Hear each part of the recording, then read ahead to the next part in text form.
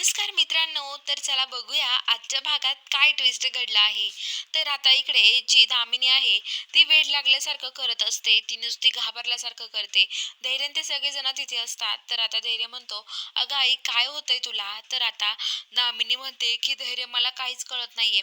अरे, ती बाई आली होती घरी मागायला देवीचं पंडी घेऊन आणि तेव्हापासूनच मला त्रास झालाय. तिने मला घाबरवलंय."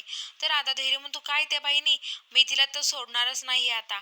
असं म्हणतो आणि आता लगेच तो इकडे-तिकडे बघत असतो. तो म्हणतो, की आता मी तिला सोडणार नाहीये. कुठे गेली ना काय माहिती. तिला मी शोधून काढणार आहे आणि तिला इथून सोडणार पण नाहीये, असं तो म्हणत असतो. आणि आता लगेच तिथे जी ही असते सावीन ते आता घाबरल्यासारखं करतात. कारण आता सावीला असं वाटतं ती बाई सापडली तर खूप अवघड होईल ना. त्यामुळं सावी घाबरल्यासारखं करत असते. आणि आता लगेच धैर्य म्हणतो, की "आई, तू काळजी करू नको. मी लवकरच त्या महिलेला शोधून काढणार आहे," असं म्हणतो. आणि आता लगेच धैर्य जो असतो तो आता लगेच म्हणतो की तिकडे बाहेर सगळेजण जेवायला येतात आणि आता इकडे दामिनी एकटी रूम मध्ये असते. तिला त्या महिलेचं आठवत असतं आणि ती एकटीच घाबरून गेलेली असते. तेवढ्यात तिथे हिरा येते आत्याला जेवायला बोलवण्यासाठी दामिनीला. आणि ती आल्यावरती दामिनी लगेच घाबरते. आणि आता लगेच दामिनी म्हणते, हिरा म्हणते की "काय झालं आता तुला घाबरायला?" "अगं, मी आहे हिरा." तर आता ती म्हणते की "हिरा, मला नाही माहिती." तर आता ती घाबरते. आणि आता लगेच ती हिराला कुंडीन देऊ चलते मारायला.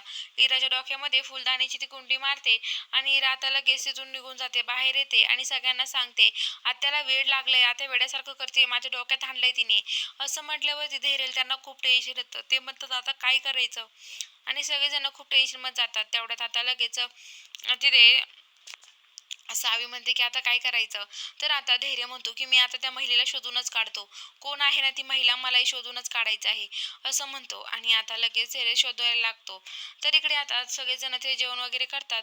आणि आता जी सावीन ते असतात, तर आता सावी मनातल्या मनात म्हणते की दामिनी मॅडम, आता तू दुसऱ्याला वेड्याच्या हॉस्पिटलमध्ये पाठवत होती ना, आता स्वतःच वेड्याच्या हॉस्पिटलमध्ये जाणार.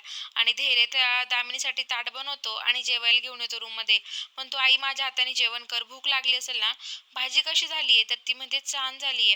आणि ते आता त्याच्या हाताने दामिनीला जेवू घालतो. तर चला बघूया आता पुढील भागात काय ट्विस्ट असणार आहे. बघायला चॅनलला सबस्क्राईब करा.